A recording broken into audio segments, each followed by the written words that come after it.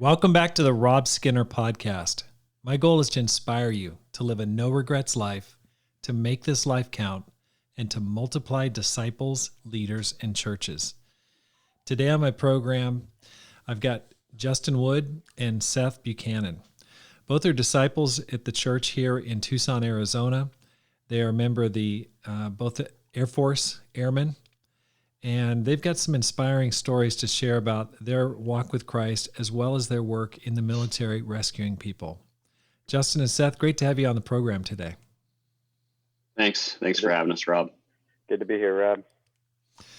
Now, we've known each other a few years here, and I'm really thrilled that the audience gets to hear your story because I find it very, very inspiring and motivating for me. So why don't we get into it by asking this question. Justin, how did you become a Christian?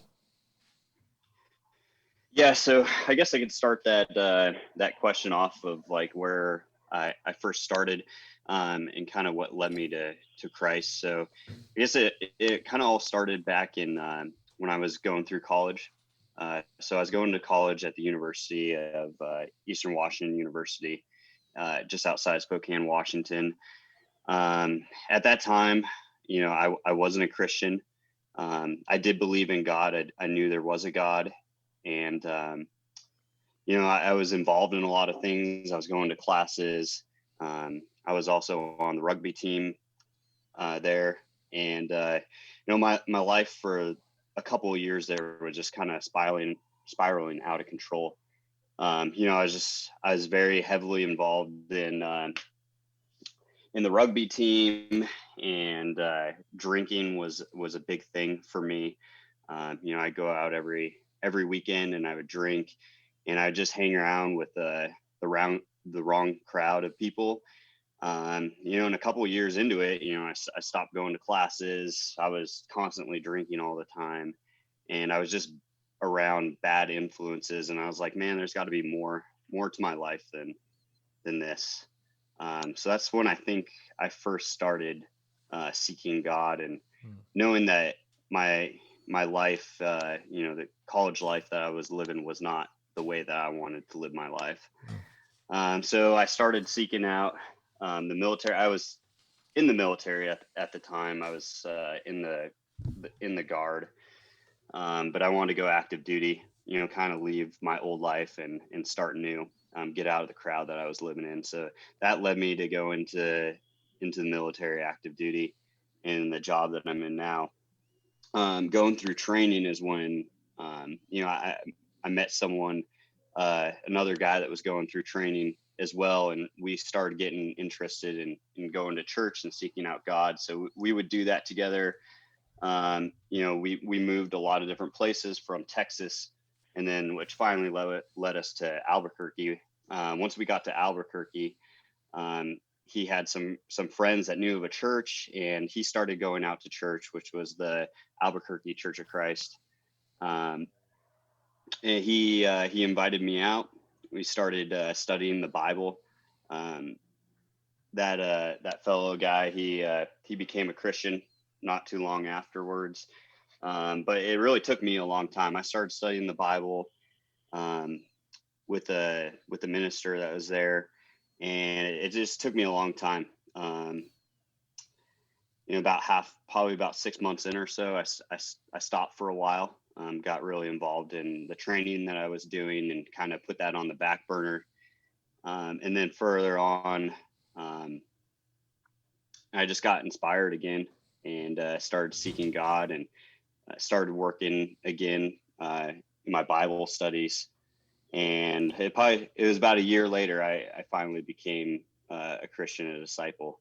So it was pretty awesome. Wow. Time in my life.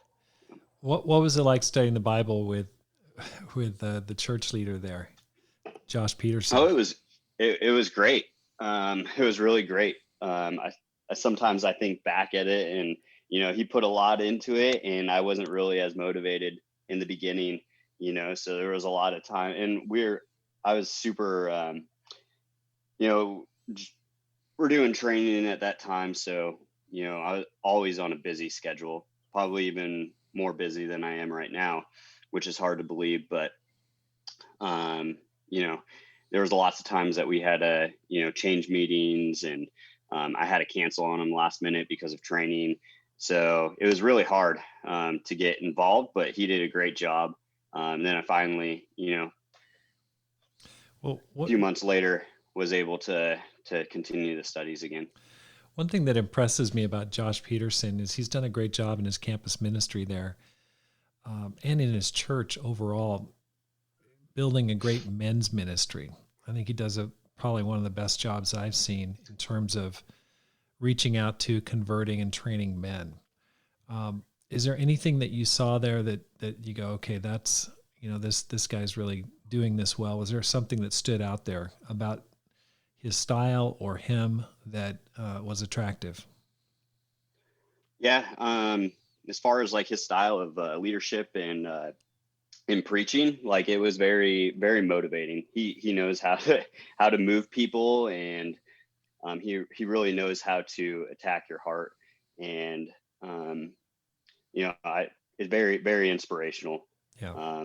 Just being a part of the services and everyone that was in the church there, it was a great environment, and it was exactly what I needed at that time in my life. That's awesome.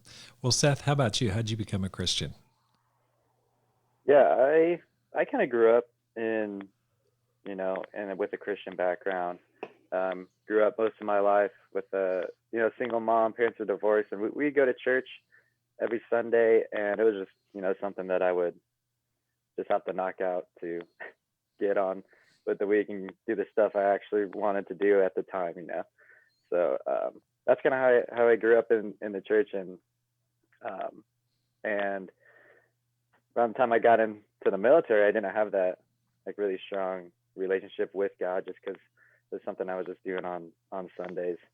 It was just kind of like the family thing to do. I didn't have a big purpose for it for my own life.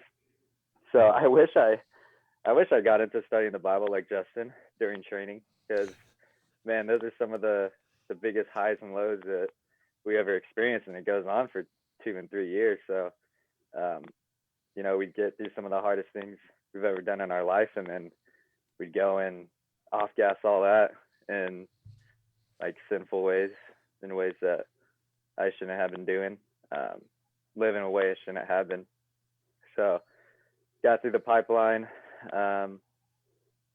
Without that close relationship, I met my wife. We've had our first baby at the time, and we're married, and we're moving to Tucson, and we don't have that solid foundation yet. So we could just definitely tell something was missing in our marriage and in our home. And man, I was looking for a church. My eyes were open when I was coming here. Me and Michaela, we tried one out. Things just wouldn't feel right. And old buddy Justin here, a good bro, he invited me one day, and at the time we weren't like best bros, kind of like how we are right now. We weren't like super close, but he invited me over to his daughter's birthday party, because our daughters were around the same age, and he's like, yeah man, how about you come over to the birthday party? I think the girls have a really good time. And I was like, yeah, that sounds like a great idea. I'm not doing anything today. And I showed up, and man, I was just kind of captivated by the people that were there. There's a lot of people from the Tucson Church of Christ, and everyone was loving, welcoming, and something about it just kind of felt at home. You were there, Rob, so it was a great time. That was a great time together.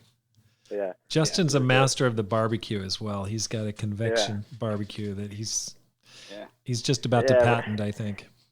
Ropes in with a smoker. He's always smoking something delicious. So man, I came off of that barbecue like just with friends already. I felt like I had like friendships, like just like quality love, from the people there. And I was like, found out they all go to church, and I was like, man, I want to go. They're like, yeah, come tomorrow. Like, it was Saturday, so come tomorrow. And so I did. and I think it was like February at the time, right? That's when Addie's birthday is, Justin. Yeah. Yeah. So we went to church for about like a month, and then we deployed to Africa.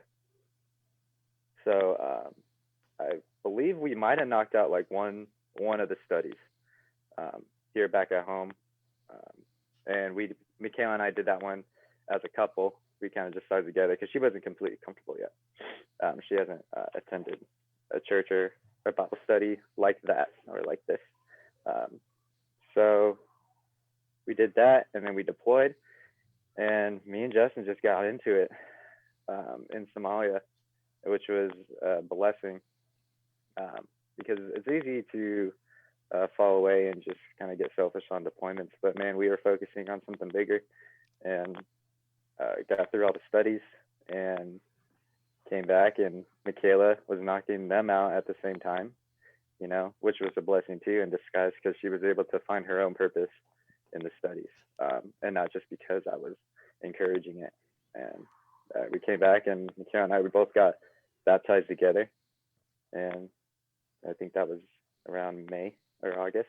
So, and now here we are. That's awesome. How long ago was that? So that was 2017. 2017. Boy, time flies. Yeah. Now, yeah.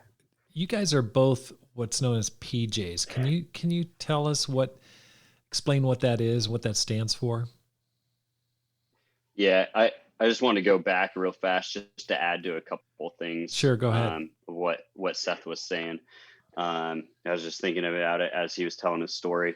So it's kind of crazy how how God works, and how he brings people together, and how he has like that whole plan already figured out. Because when I first met Seth, like he was saying, like we weren't best friends. I knew him because he was an acquaintance at work, and that was pretty much all. He was pretty new to the unit. I had been there for a year or so, but yeah, we didn't really know each other other than passing by. But I got really encouraged one day. It was probably after one of your sermons, Rob. But in our community, it's a tough crowd. It's hard to talk to people about God, and it can be really hard to share your faith sometimes. So it's always a challenge when you're around our community of people. So one day I was like, you know what? I'm super motivated. I'm going to ask someone to come out. It was kind of a difficult situation too. Like, yeah, it was my daughter's birthday party. But I was like, all right, everyone that I invited is from the church. So I can't just be like, hey, you want to come out to this, this church event? Everyone from my church is going to be there, because a lot of people will be like, yeah, no, thanks, man. Mm-hmm. So, I started asking people around. I was like, hey, man, my daughter's birthday party is this weekend. We're also going to have some people out at the church, my church, that are there.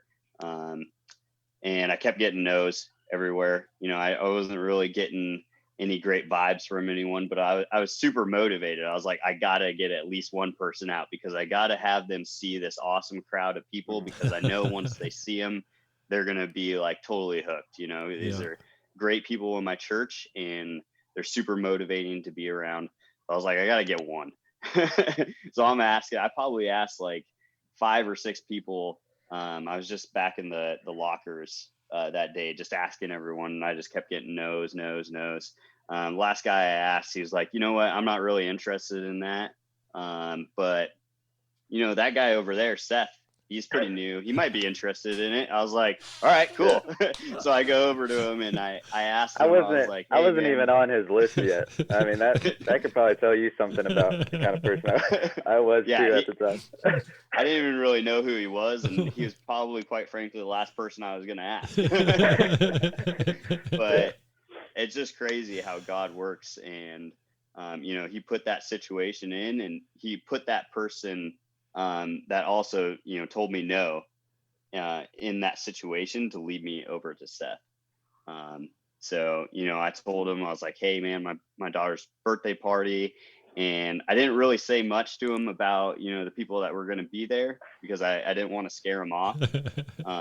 But he ended up coming to my daughter's birthday party. And I remember like right afterwards, he was like, "Hey man, like, are you guys a part of something? Because y'all are like really friendly and loving." And I was like, "Yeah, they're all people from my church." And he's like, "That's pretty cool. Can we come out sometime?" And I was like, "Yeah, man, that'd be great to have you out." So it was a blessing in disguise. And it's just awesome how God works. That is so awesome. That's great.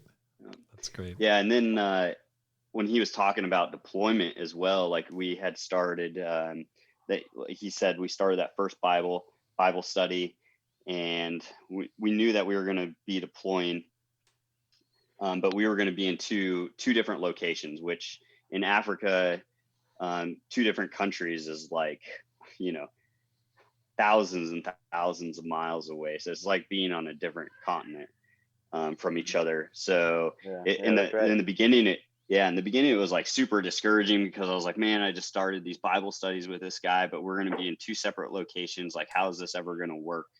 But what was really awesome about halfway through that deployment, there came up an opportunity that Seth actually came out to my location that I was at. So it just worked out. God worked, some awesome miracles there to get him to my location, and we started studying the Bible again, and it was great. That's amazing. Okay. Yeah, that is funny because when, like in Africa, I remember like initially being disappointed, and it's just funny how God works. He's not on your plans. Because I was gonna go possibly work in some fields like out of the country I was in there, and then they're like, actually, we want to move a medic from Somalia up to there, and now since we don't have a medic in Somalia, now we need a medic in Somalia.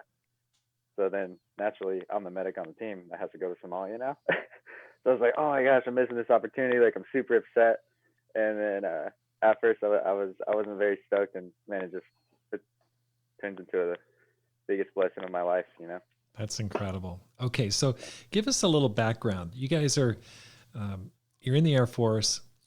Your PJs. Can you explain what that is for our listeners? Yeah. You want me to go, Justin? Yeah, go ahead. Yeah. So PJs. The acronym doesn't really make sense. So everyone calls us PJs, but it kind of just stands for pararescue. Or some people like say parajumpers or something like that. PJ, pararescue. Justin and I were pararescuemen, and basically what that entails is we're search and rescue specialists.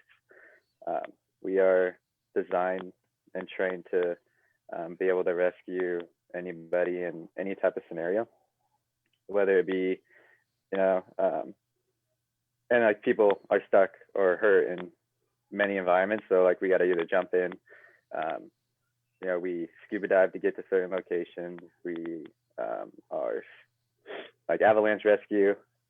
Just came back from a ski trip, so learning how to ski and stuff like that. And we do that in both civilian settings and in like the combat setting. So whatever the situation entails, we have to be able to go in there. And we're not necessarily combat medics either. We don't fly with the Red Cross on the helicopter. We're not allowed to even wear that on our uniform or have that on our ID cards because we're weapons trained, and we carry like the best kind of M4s, small arms you can find on the market and stuff like that. So we're designed to shoot our way in, get the guy, shoot our way out, and kind of either do that on a PJ team or do that and be like the one PJ for like another entity or another team, stuff like that. Justin, chime in if I missed anything. Sure I did. Yeah, you hit it. The biggest thing for the Air Force, so we're in the Air Force, and we were designed mainly to rescue downed pilots. That was our biggest thing that we were designed for. And to get to those downed pilots, we have to have, a bunch of different methods in order to get to them. So we're like Seth had said, we're qualified static line parachutists, free fall parachutists, we're divers, we're mountain rescue, or just pretty much anything, any way to get into a situation and get out of a situation. Wow. Along with that, we're also qualified paramedics. So we get utilized in a lot of different fashions because in today's world, there's not a lot of down pilots just because of, the aircraft that we have nowadays. They're flying so high, and it's not like back in the Vietnam era where pilots are getting shot down left and right every single day. It very seldomly happens. So, we get utilized in a lot of different fashions. We also do a CASEVAC as well. So combat evacuation or casualty evacuation. So we'll be using that fashion, and then we can also attach to other special operations teams like Special Forces or Navy SEALs to be their rescue specialists and also to provide medical capabilities as well. Wow. Okay. So someone told me that you're basically like level of Navy SEALs training in the Air Force. You're one of the most highly specialized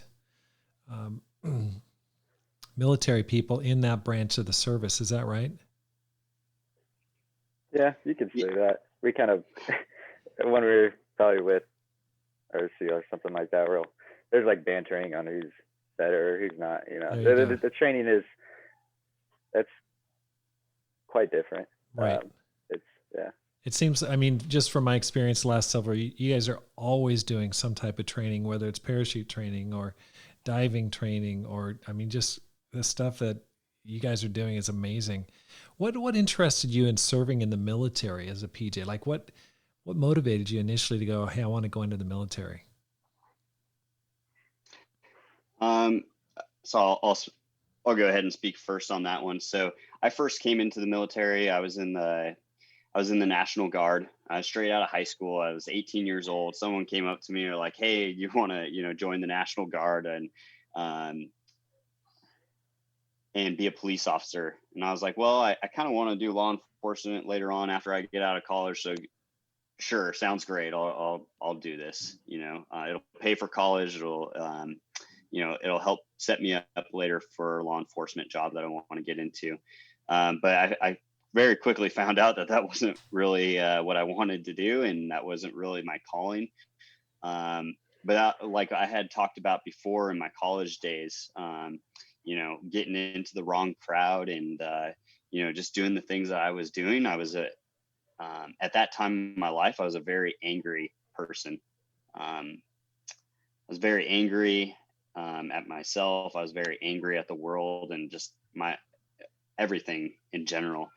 And pararescue wasn't my first choice. This was the time when, we're still very heavily involved in the wars that are still going on right now in Afghanistan and Iraq. And I was very just angry with that situation. And, quite frankly, I didn't want to go into the military to help save people. That's for sure.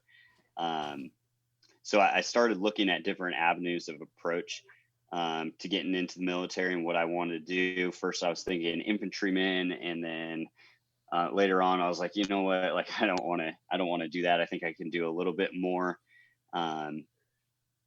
So that started my, I started thinking about doing special operations.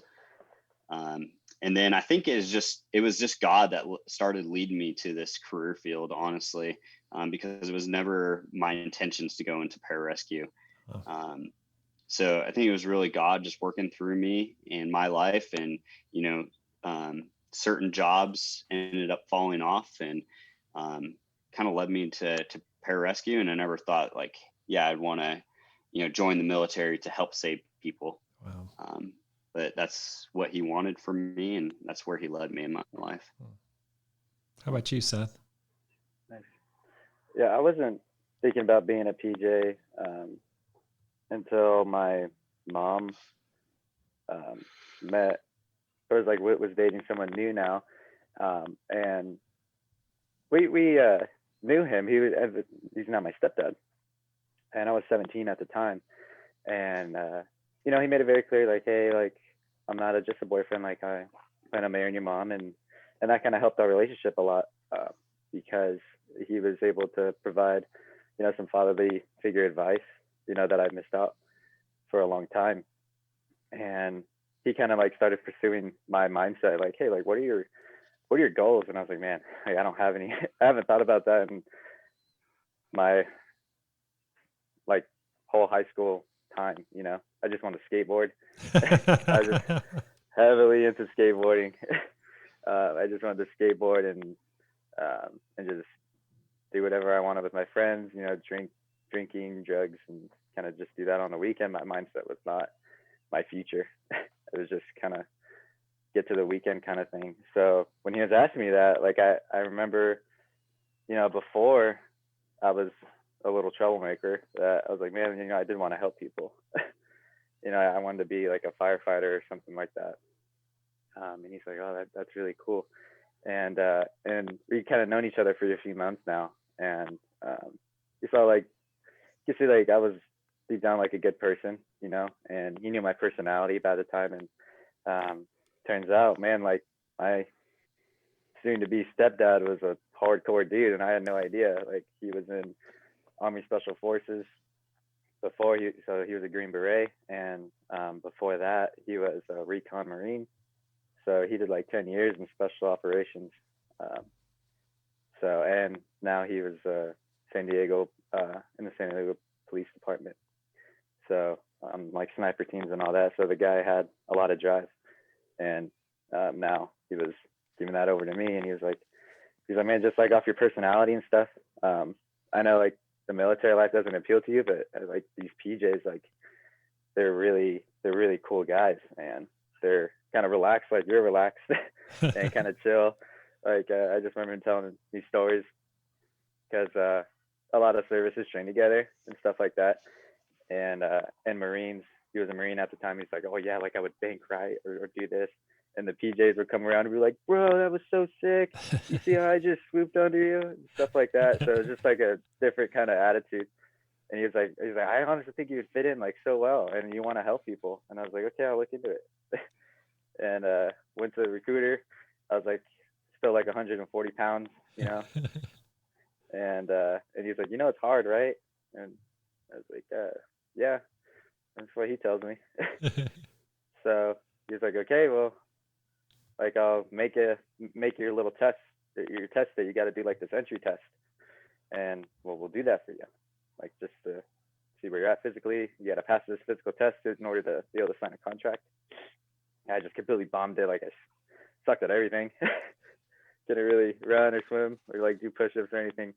And then my stepdad, he just helped my training a lot. Like, he told me how much I should run, how much I should weight lift and swim and everything, and came back and just crushed the test. And then I was on my way. That's awesome. For this career. Wow. The power of having a role model. That's for sure. Now, how old are you? How old are you guys right now? 25. How old are you, Justin? 30. Oh, you're the old man at 30. Yeah. Yeah. There we go. Now, when Seth became a Christian that summer, you guys were both deployed. You shared a little bit about it, how you were deployed together, initially in different locations, and then Seth, you moved over to where Justin was located. You guys both got engaged in a firefight. Can you describe what happened? Go ahead. Yes. Element leader at the time. Yeah. So we were both in Africa, like you're saying, and I won't disclose, like certain locations or anything. But we were staged in one area, and we would seldomly get called up to go support operations in different locations around the country for certain special operations groups that were conducting operations. So we were holding CASEVAC for them, which is casualty evacuation. So if someone on the battlefield gets shot, blown up, we would go in and bring them back to definitive medical care. So yeah, we were at a location. We were helping support another special operations group, and everything was. They were out for about a week, out in the field, and we were back on base, holding down alert for them just in case anything had happened. Everything was going pretty well during their operation. They were about 5 days into it, and nothing really crazy had been happening. So we're like, all right, cool. We only got like 1 more day, 2 more days, then we'll be out of here, and everything will be successful. And that's kind of where things started taking a turning point for the guys that were out in the field. They started getting into pretty heavy contact with the enemy. The enemy had set up an ambush on them. They were also hitting them with mortar firing positions and heavy machine guns. So we had known that they were, kind of in a troops in contact situation. So we were on alert and just waiting for the call, in case any of the U.S. forces had gotten injured, or any of our partner forces had gotten injured as well. We got the call. I think we were weightlifting at the time. We were in the gym. Like it's always funny because whenever the call comes, as you were usually working out or doing something, we're not just sitting there waiting for the call. So we had a call that there was a couple of U.S. injured personnel. So we go into the area of the operations room where they have all the surveillance and everything. And we get information that there was, I believe it was four American injured and partner force. But we didn't really know the extent of the injuries, but all we knew is that we had to go out there and bring these guys back home. So we raced out to our helicopters. It was pretty much a dead sprint from there, and we lifted off probably within like 6 minutes. So we're always prepared at all times. We just throw on our clothes, and it's kind of like firefighters, throw on their get up and get into the aircraft and go. So all I remember is, that kind of situation has happened to me a couple of times, and all I can really do is I don't really know like what kind of situation I'm going to get into. That's just the nature of the job. So as I'm running out there, I'm just praying to God. I'm like, just God, please bring me home safe, and bring everyone home on my team home safe. And the people that we're going out to get, we just pray that they're all right and that we can help them to the best of our abilities. And that's really all you can do, in those type of situations. You don't really know what you're going to get into. You don't really know if you're ever going to make it back. So you got to put all your faith in God. And I think that's like some of my best times in my life is when I'm not in control, like when I'm back home, you're in control of your life, and sometimes it's hard to give God control. But I think what really is awesome about being in the deployed environment and being with the guys that you're with, and being with Seth, and we were studying the Bible at the time, and it was just great having someone else there that could be, a fellow Christian, fellow disciple to kind of share your life with. So really all you can do in those situations is you just got to give it up to God. And that's what really empowers me during deployments is you don't know what's going to happen. So you really just have to give it to God. Wow. So back to the situation, we get into our helicopters. We don't know what we're getting into. Take about a 15-minute flight to get there. And when we get to the situation, we were talking to the guys on the ground, and they're like, hey, we're pinned down pretty good. We're getting mortar fire. We got machine guns around us. We can't see the enemy because of the vegetation at the time.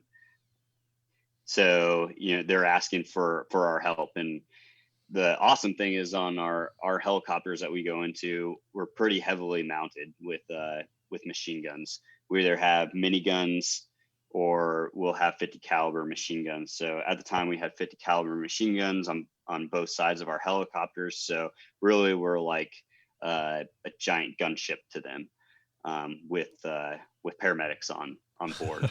So they utilized us in our firepower. So we get into the situation, and it was kind of chaotic. We were able to see, because we're hanging outside the helicopters, we're helping direct fire to the enemy, and then also trying to get like situational awareness of, hey, what's going on? Where are the casualties? Like, that's our main focus, is where are these guys at? Get like the whole picture of what's going on, so we can get to them as soon as possible. So we get to the site, and we see the U.S. forces there. We can see their trucks. We can see that they're engaged. We could also see hundreds of other people as well, because they were working with their partner forces, and they had hundreds of people that were out there. They were building a new location. So there's just people everywhere, and they're running all over the place. And it was kind of a chaotic situation. You're like, who's the enemy? Who's the good guys? Who's the bad guys? What's kind of going on here? So they kind of direct our attention to where the enemy is at, so we can start providing cover fire for them before we go in and pick up the injured. So we're hanging out the aircraft. We're trying to figure out where the enemy is at, help direct fires for the machine gunners. And you could see all over the place. There's people everywhere. There's explosions going off from the mortar fire. The enemy's shooting mortars at the U.S. personnel, and then we're also returning fire and shooting mortars back at them. So they're all splashing all over the place, and we're flying in, shooting at the enemy to put their heads down for our guys. So it was a really crazy situation. And what was going through your mind when you saw that? I think first thoughts was, wow, this is for real. We're actually doing it. And I think the greatest thing though was knowing. So Seth was on my aircraft. I was the team leader of my aircraft, and Seth was one of my teammates. So I think one of the great things was being able to look over at him and being like, hey, we're in this together, man. And, we've been studying the Bible together. So it was just like, hey, man, I have my brother in Christ with me. I think we're good. And, you don't really think much of it. At the time, you're like, I got a job to do, and I got to get the job done. And I'm just glad that I have a brother with me. That's awesome. Seth, what was your experience? The whole experience is just like a big kind of roller coaster, it's just kind of shit. It's not like a lot of military operations are deliberately kind of planned and you take days to do it. But when you're sitting on a CSAR or CASEVAC kind of deployment, your mind's in a completely different place when something happens like that. So you really gotta adjust, and you really gotta focus. The way Justin was saying, it's like not everything's in your control, and you just got to give it up to God, and or else you're just going to have too much anxiety and you're not going to be able to perform well, And as a primary medic, when we were in that flight, I just remember it was like great load of responsibility, just because I knew Americans were on the ground. I never thought I would treat Americans, in my helicopter, because we weren't in those kind of war times, So I just remember feeling a great load of responsibility, and we're flying. And, like kind of Justin was saying, I remember looking at Justin and be like, man, like, all right, we got this, man. It's a cool experience. I wasn't a disciple at the time, but like, man, I got another disciple here with me, It's awesome. Like, we got this, man. It's just it's a really cool experience. And just flying, and just vividly remember the mortar explosions going off. kind of on both sides. Like Justin was saying, it's like, man, this is real. This is crazy. But I was just drawing up my medications on the flight. We had 15 minutes, so I was drawing up my antibiotics. I was drawing up my pain medication. We also had another guy, so he was helping us out, and we landed, and we got a partner for us actually first. So we treated him, and he looked like for some reason he was dying, but I couldn't find his serious wounds. I was like, I think this guy's like tired, or maybe he hit his head really hard, but he wasn't in pain, and he had an open wound. So I gave him my antibiotics and my pain meds, and we flew him back and treated him, got him in blankets and everything we could on that flight. And the crazy part about this mission is we landed and we went out and we did it again. Like we went into the zone twice. Oh my gosh. So we were exhausted just from all the, adrenaline going off and having 2 rounds of it. So it was a pretty good mission. And went in, same story, guns on the 50 cal and the mortars. And that time we got an American on, and his face was pretty jacked up. The medic on the ground already put a shield over his eye, so I knew he had some type of eye injury. And with eyes, you want to give you antibiotics. I gave him antibiotics, and he didn't want the ketamine, the kind of strong medication, pain medication. So I was like, you're in pain though, because some guys have bad experiences on that medication. It's kind of rare, but sometimes it happens. So I encouraged him to take this like kind of lollipop version of a pain medication, and he took that, and he walked off the bird to the helo. Wow. I mean, in a situation like that, I would just totally freeze seeing some sort of a war wound. How do you keep your head when you see someone who's really badly injured? Oh, we have the good thing about our training is that we have very, very difficult training scenarios. Like in training, I've done my best to treat like 10 patients, So when you have like a patient, you can give them all your attention, and we have a very specific algorithm that we go down that keeps us on track and keeps us fixing the things that are going to kill the person first.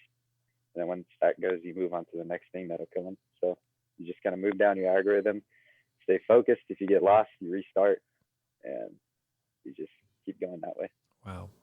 So you guys ended up helping first a partner force person, a person who's partner with the U.S., then an American, and there were 2 others you mentioned. You said there were like 4 that were injured. Yeah, we have 2 birds, so the other bird got those guys. I see. Okay, terrific. Yeah, so I think in total there was 4 U.S. Americans that were injured, and 1 partner force. But like Seth was saying, it's whenever we get called in, it's not a good day. It's not a good day for the people that are asking for our assistance.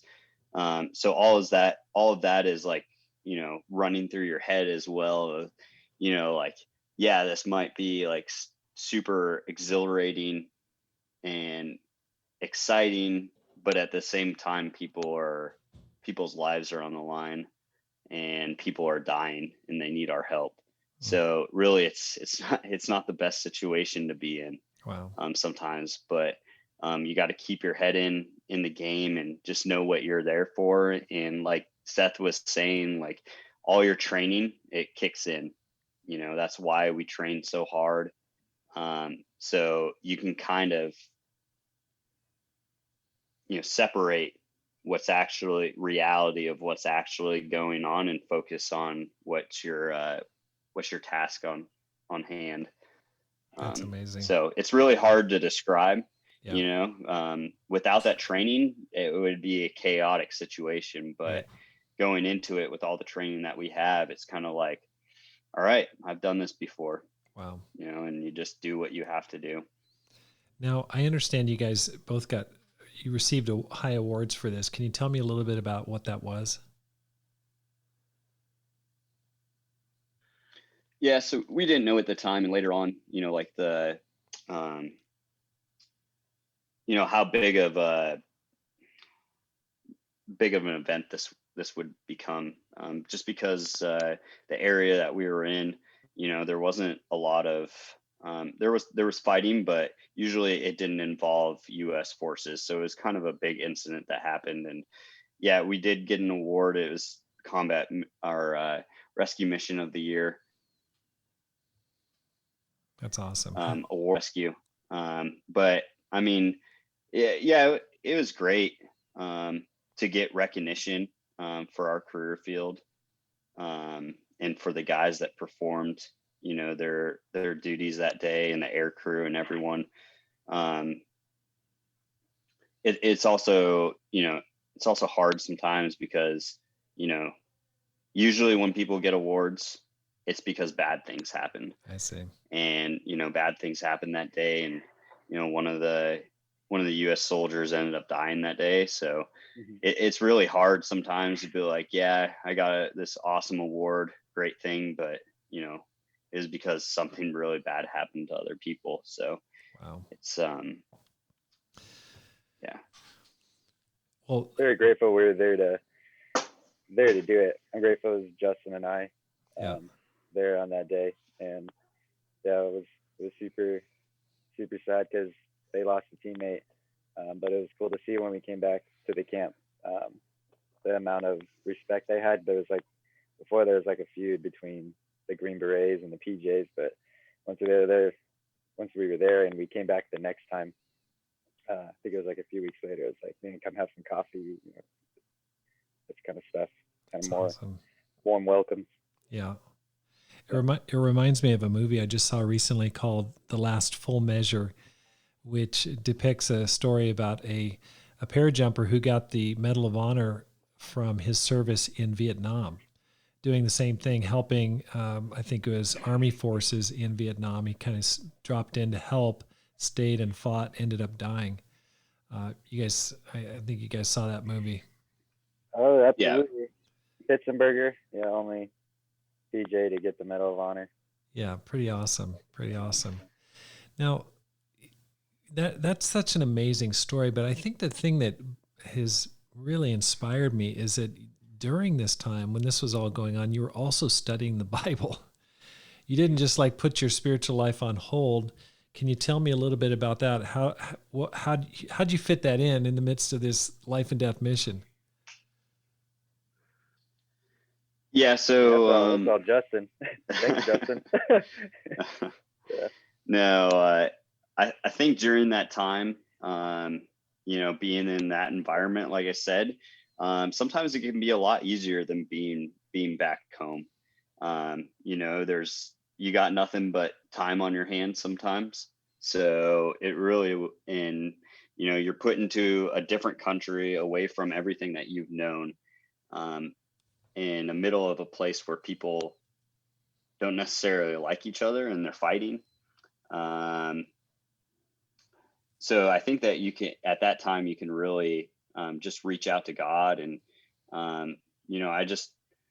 I think being deployed sometimes is sometimes the best thing for my relationship for God, because I'm really able to focus on my relationship with him and building and growing, making that stronger. So yeah, once Seth got down to my location, I knew what I had to do. And I was like, man, there's no one really around here. I was kind of in the dumps, didn't really have anyone to really share my faith with. And I was just super ecstatic when I found out that he was coming down. I was like, this is going to be great. It's going to be awesome opportunity for us to study the Bible together. That's great. So I just remember, we would be at one location, we'd be studying the Bible, and then, next thing we're gone to a different location. And I was like, well, it's not going to stop here. Like all I got to do is I got to bring my Bible and we can go ahead and study wherever we are. That's awesome. So we'd be flying to different locations and we'd have a couple hour flight, and I'd be sitting there prepping, the next Bible study, just, I didn't have anything else to do but just sit in the back of the helicopter and, come up with lesson plans. That's so awesome. Yeah, it was really great. Justin did that, what he was just saying. Like he said, oh yeah, a couple hour flight. That was right after the mission, basically. Like that was the next day. He was already prepping for the study. Like Justin's really good. He's really good about, which is motivating for me, but he's good about having his eyes open on, what's God doing and on the bigger picture, and always looking for opportunities to grow that relationship. That's great. Well, that leads to my next question. I think one thing I've noticed about you, Justin, and now you, Seth, is that you seem to come back stronger after these long deployments. And I know that can be, for many people, it can be good or bad. It can be a time when people just kind of go to pieces spiritually. You always seem to come back stronger. How do you stay strong on a long deployment? And along with that, how do you keep your family together at the same time? If you want to just throw those two together, what's the secret? I can go on this one. I'll go on this one first. We might look stronger coming back because we've been in the gym the whole time and now we stand up a little taller.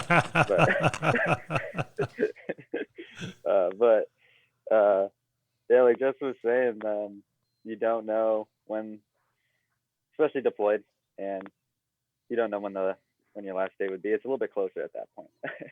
So it kind of makes it a little bit more real. And you have, like, at home, I have 2 daughters, wife.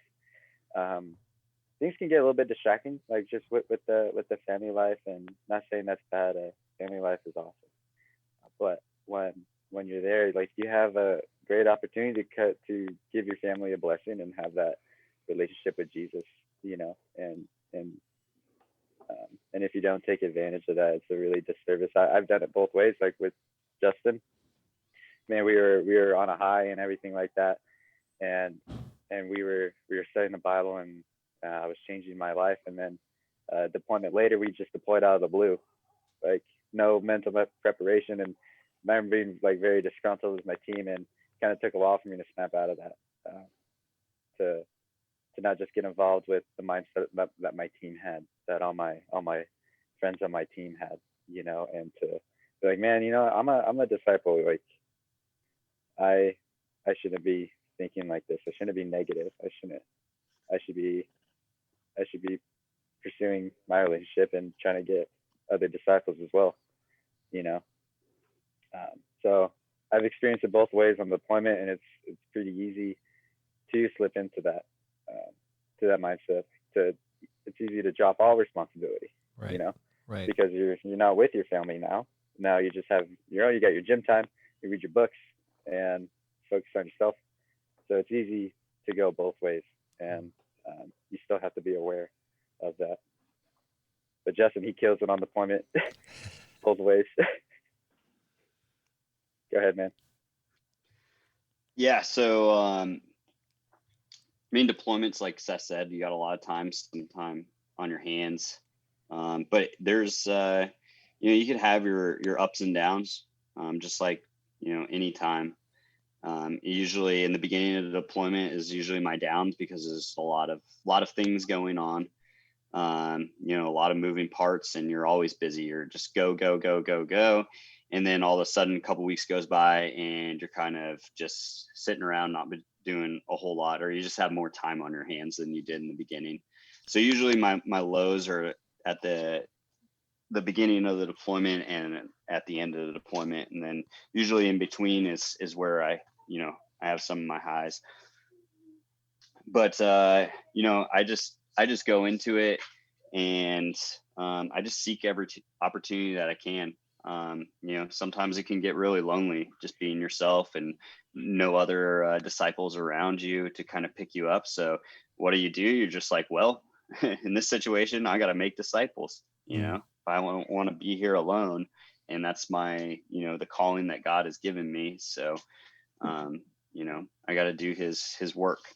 As far as family life, it's actually a really good time, great time for my wife, Brittany, because she's also able to focus on herself while I'm gone, So that's during deployments is like her strongest time. And that is really encouraging to me. And it's like, I see my wife just,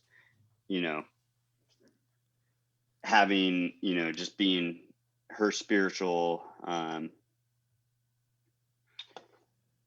growth, it grows every time when we're on deployment. So seeing that also helps me stay positive during deployments. Well, one thing that impressed me, Justin, is that Brittany shared that you did a devotional for her and for Gabe, your son, every single day while you're on deployment.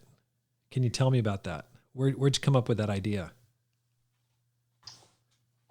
So we usually when we're back home, we have devotionals. So we'll go through a series of books, like a 365 devotional or like a married couples devotional. So we do it at home, and because of technology nowadays, like we can just get on video chat and be able to talk almost every single day. So that's really nice. So I just made it like a priority that I still got to keep my family strong spiritually while I'm gone, and I can't let that fall to the wayside. So actually, it keeps me motivated and keeps me positive and keeps my family all together. So that's awesome. That's awesome. I went to a little bit on family since I forgot to leave, or I left that part out. So yeah, like Justin was saying, like God gave us kind of a gift of having a family, and with that gift, like we have a lot of responsibility to take care of that family. And Justin was saying, we can't kind of put that to the wayside. I see a lot of guys on deployments that just like, I'm mission focused. I'm going to focus on the mission. And they don't call their families. They don't FaceTime wife and kids really maybe once a week or something like that, or maybe less, because they just want to stay mission focused. But, God gave us some of the greatest responsibilities of all. That's raising kids and being there for your wife and helping that grow. So calling every day, like even though the problems do seem small that your wife is having at home, you're like, man, I'm like dealing with danger or something, right. You take time to listen to that and internalize it a little bit and be there to listen. And like those devotionals that Justin does, that was a great example. Like it just gives you something else to talk about. Right. Too. That's awesome. And just the monotony of every day. Just to expand on that, what makes me motivated during deployments. So I've seen it every time I'm deployed. I try to start some sort of Bible study with someone. So with Seth, when we started the Bible studies, we would do it, like in our team room. And it's just amazing because people that before were not like interested at all in the Bible or doing a Bible study or anything, they kind of, when you're doing those studies with someone else, they kind of start scooting a little closer. Right. And then finally, they'll start warming up to you, and then they'll start asking questions. And, later on they'll ask me like, hey, can I join in? And it's just awesome to see that. And during this last deployment, I had planned to do a Bible study with one of the guys. And then next thing I knew, there was like 4 or 5 guys that had joined in on these Bible studies. So I think that's what keeps me motivated, is just seeing, the reaction of other people when you're doing a study and just how God brings people together. That's awesome. Yeah. I've met a couple of those guys that you were reaching out to. Great guys. So let's talk about that last deployment, Justin. You were involved in a rescue of an airman. Can you tell me about that? You were deployed alone. Seth was not on this one. Yeah, it's unfortunate. Me and Seth, after that deployment to Africa, we're on different teams now. So unfortunately, we don't get to deploy together, which is a bummer. But yeah, on this last deployment that I had, it was the first time that I actually did the mission that PJs were made for, and that was to rescue downed pilots. And that actually happened like the third day that we were on this deployment. We get a phone call in our operations center, and this guy gets on the phone and he's like, "Hey, we got a downed pilot, just punched out, and here's the coordinates."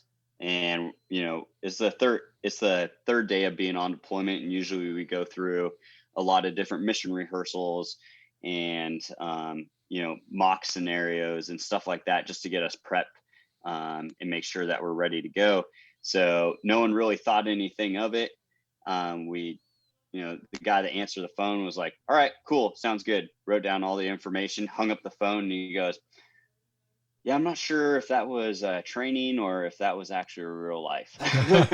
So I don't know. So we get back on the phone with the guy and is like, "Hey, is this a training scenario? Is this actually real?" And he's like, "No, we have a down pilot that just punched out in enemy territory."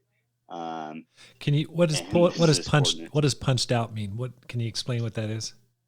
Yeah, so I'll kind of talk about the scenario a little bit here. So this Air Force pilot, he was in a single prop plane. He had a single engine malfunction. So I mean, in that scenario, your aircraft is going down. Can't restart the engine. So he's going towards the mountainside and trying to crash land his aircraft the best that he can, the best of his ability, and decided about 300 feet above the ground, all right, this is not a good scenario. I'm probably not going to make it if I crash land this aircraft into the mountainside. So he pulled his ejection seat. So that's what I mean by that. So he ejected out of the aircraft, which flies him up a couple hundred feet, and then deploys his parachute. So that happened about 300 feet off the ground. It was pretty violent. He get thrown out of an aircraft that's going several hundred knots, and then parachute deploys and you hit the ground. So with that scenario, we found out where the guy was at. We didn't have any communications with him, but our job is to go get him. So we run out to our aircraft, get everything prepped, and take off to go find this guy. So it took us about an hour and a half to find out where he was located at. But that scenario, it ended up really good for him. We were able to find the pilot. He did break his back and was in some pain, but we were able to get him back home to safety and back to his family ultimately. So that was really, really awesome. That was the first time I actually got to do, what PJs were meant to be, were made for. That was to rescue down pilots. How'd that make you feel? It was really a great experience. The guy had a great attitude. So we're just sitting in the back of the aircraft, and we're just cracking jokes back and forth. And you could just see it in his eyes that he is just so happy that, to see U.S. personnel pick him up and to be going home. So he had a great attitude about it, which made it awesome. And we got some pretty awesome pictures from the whole thing with him. That's awesome. That's inspiring. Now, you guys have done an amazing job in your Bible talk on the base at Davis-Monthan Air Base. And even this past summer, Seth, while Justin was on this deployment rescuing this downed pilot, you took over and led the Bible discussion and were fruitful during the midst of COVID. How did you do that? Tell us about that and who you helped. Yeah, helped out Brian and Amy. My brothers and sisters now are great friends. We were all together around the time we met. Ray and Trisha were our original Bible Talk leaders, and they actually moved to Indiana, I believe. And me, Justin, our families, and Brian and Amy, we were all kind of meeting up in the beginning, like when COVID was really popping off, and around our first time we were doing our Sunday services, and man, we just started talking about Bible studies, that they were open to it, and they were completely open to it, and Brian was open to it, which surprised me because Brian's more quiet, you know. It was hard to read him at first, and he was open, and had the blessing that Justin was there in the beginning to kind of help guide it. I haven't done a Bible talk before, studied the Bible with somebody before, so to kind of have that guidance was awesome. And then Justin deploys and passes me the torch, and a little nervous at first, but that became a great blessing. My relationship with Christ grew so much because I wasn't just relying on or just focusing on my own relationship with God. I now had a group, which now I know Justin has experience, but I now had a group that was kind of looking to us as like kind of their first example that they would be seeing most of the time. And I kind of internalized that. I felt a lot of accountability for my group, for Brian and Amy. I felt like, man, in a way, their salvation kind of depends on me being solid, you know, me being there for them. So that is kind of the way I think it was successful. Yeah. Michaela and I were very focused, you know, when we were studying with them and when we weren't studying with them, and focused on our own relationship, knowing that was probably the most important thing, that our relationship with Jesus would transfer over and help out Brian and Amy, because you know, Bible studies are always a little rocky. You know, there's like, man, I don't know if they're gonna get baptized or not. Like, you gotta leave it to God. And Right. And they both did. They both came around, and it was amazing. It was awesome. When did they get baptized? That was right before. July. Actually, he got baptized July? right after I left. Yeah.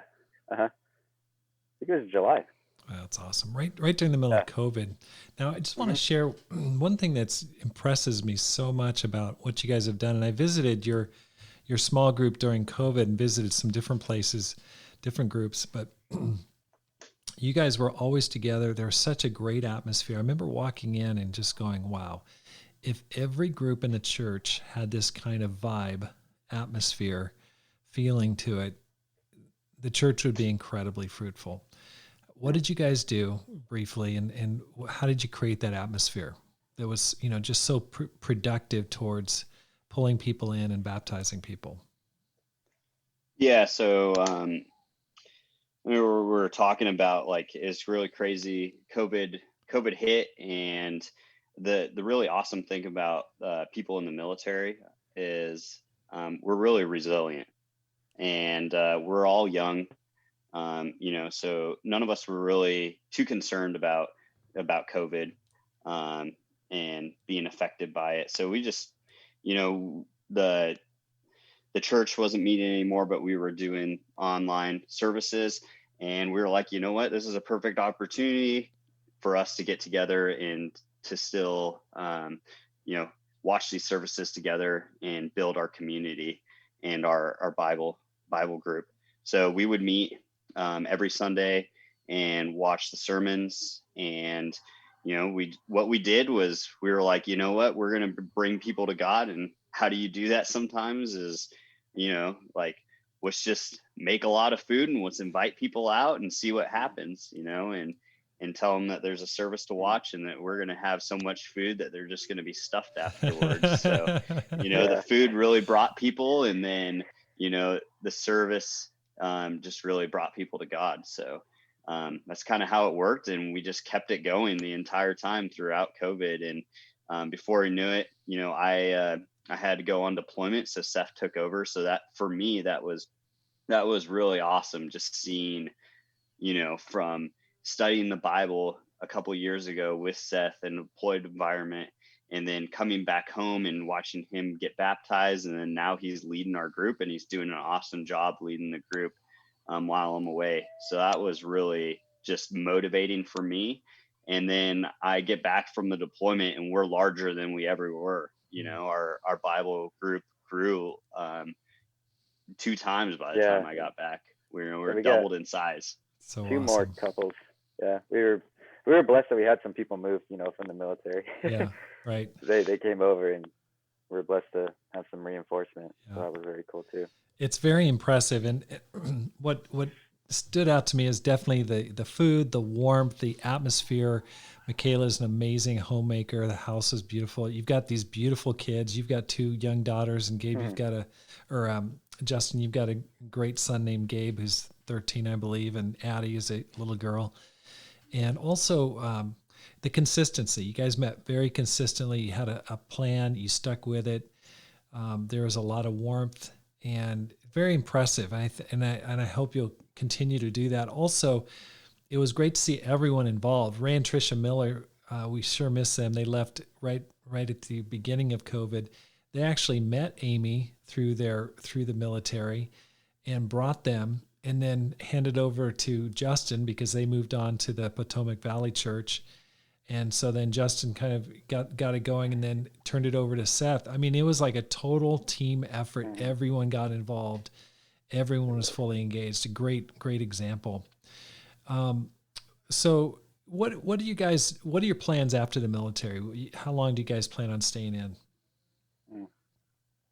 Good question.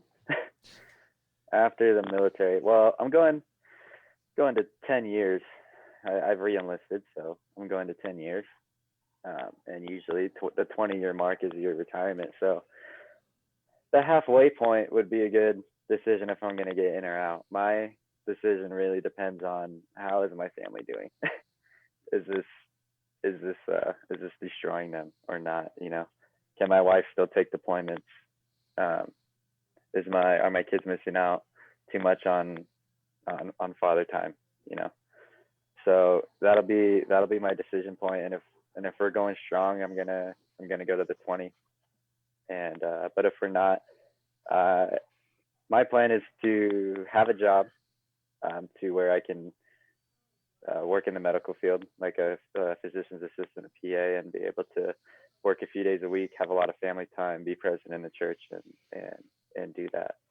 So awesome. How about you, Justin? Is initially my plan. Yeah. So me and my wife, we have a lot of aspirations together. I'm sitting about halfway mark right now. And I just re-enlisted on this last deployment. So I got another like 5 years to go. So, I mean, at this point, like I'm probably sticking it out for the whole 20 and retiring, wherever that leads me to. I'm going to probably go to a couple different locations before I retire. So we're excited about that. But I think afterwards, after the 20 years and I retire, obviously, I'm still going to be pretty young. So I'm going to get a job. I've always wanted to be a game warden. So that's something that I really enjoy and something that I really want. But me and Brittany, we've talked a lot about the things that we want to do. And,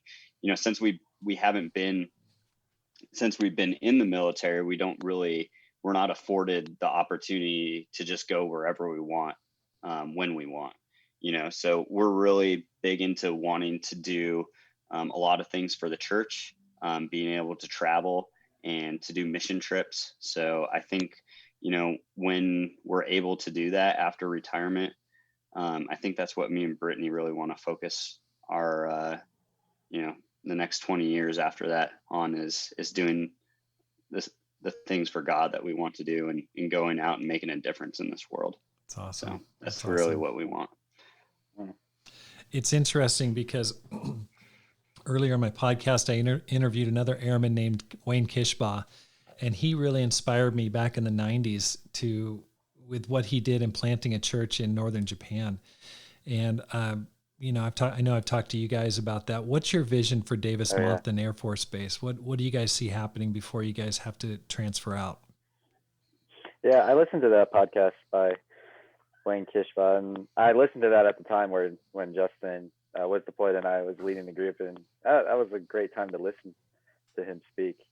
And it was inspiring because he was in a very remote location, and he made it happen. being in the military, you got to look, well, you have a really important mission, you know, doing your job, whatever the job is in the military, in order to defend our country and defend our freedom. But we also have a bigger mission as disciples, you know, and that's following God, that's making disciples, that's just expanding that kingdom here on earth. And that's my goal, to just keep making disciples with this group, and it's going to expand itself. The more you keep your eyes open to people, and the more you invite people in. And I mean, the vision for, I mean, if COVID keeps happening, I liked our house church, the way we were doing it, and that was a lot of fun. So if times keep getting worse, probably we're just going to grow that way. Keep doing it. It's great. Yeah, I think my vision for the church is to, you know, we get about maybe 4 years at a location that we're at before we end up moving. So it is a very challenging thing, having a military Bible group. You know, you got constantly, you have people moving in, moving out. There's always a change in people, and it's not, you're not able to keep the consistency sometimes. You know, you're not really able to, you know, sometimes you're going to have a thriving Bible group, and then, you know, you might lose half of those people because they move on to a different location. So it is super challenging, but I think how I would, I got about a year or so left here at this location before I move on. I'd like to leave it, you know, better than I found it. So just really growing and inspiring new leaders so that when I leave, there'll be someone that can continue the legacy.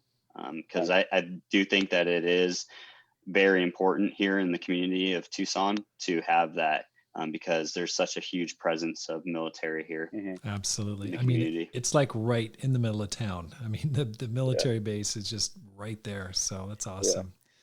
I'd like to get in some other military people, not PJs, because we leave too much. There you go. Some stable, some stability. Well, you know, as we wrap up here, guys, any advice for men or women who want to make this life count and live a no regrets life? Yeah, I mean, I would just say to people out there, you know, just whatever aspirations that you have, go for it. And God is going to lead the way for you. You know, he's going to put you in those situations. And it really just depends on what you're going to do in that situation. You know, I never thought that, you know, God would to take me, you know, would put me in the situation to be a PJ, and then, you know, to become a disciple, and then to lead a Bible group, you know. And it's just the possibilities are endless, and don't let those opportunities pass you by. It might be scary, it might be new, but I think that's what life is all about. And it's an amazing ride. And sometimes it is scary, but the things, what you gain from it in the end is all worth it. And to just see the people that you bring into the faith and see how God works is just an amazing ride. That's awesome. Yeah. I would say get uncomfortable. You know, the comfort zone can be a very kind of low place to live in a lot of areas.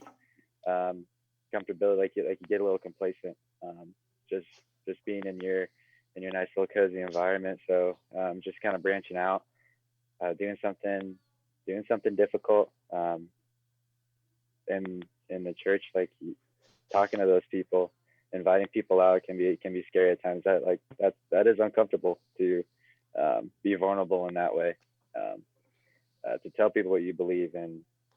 And I would say that you're never going to know what you're capable of. People that, my friends from the past, they still don't believe that I am who I am today. You know, just being the skateboarder guy that just like to get stoned and stuff like that, is like a special operator in the Air Force, and is in the church. You know, like you just never know if you don't get a little uncomfortable. That's awesome. You kind of do know what you got to do at times too. Like if you feel that pull and you're like, oh man, but I don't want to do it, that's probably a good sign to kind of jump in and try it out. That's right. That's right. Well, Justin and Seth, thank you so much for the time. And I'm especially grateful you guys are here in the church in Tucson for a few years here. It's been amazing and inspiring. And I know that your stories are going to inspire people from around the world. Thanks for the time. Appreciate it, Rob. Yeah, thanks, Rob. Great time. And I want to thank you today for listening to the Rob Skinner podcast. If you're enjoying this podcast, I'd like to ask you a favor. Hit the subscribe button and let your friends and family know about it. My goal is to inspire you to make this life count, to live a no regrets life, and to multiply disciples, leaders, and churches. Have a great day and make this life count.